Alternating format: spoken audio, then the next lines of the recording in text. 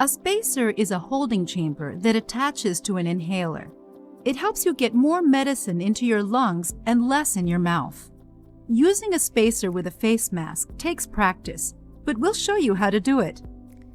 You may need an adult to assist you in order to take this medicine correctly. First, wash your hands thoroughly. Next, take the cap off of the inhaler. If this is the first time you're using your inhaler, or you haven't used it in a while, prime it by squirting the inhaler 3 to 4 times away from your face until you see the medicine come out. Then, attach the inhaler to your spacer with the face mask.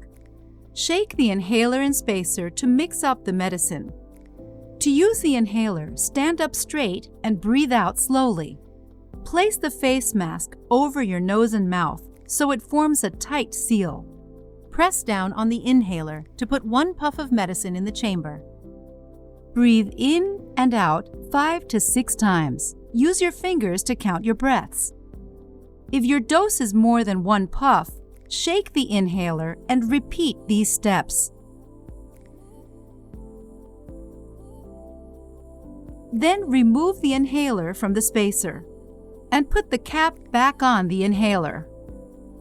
Finally, rinse your mouth with water and spit out the water.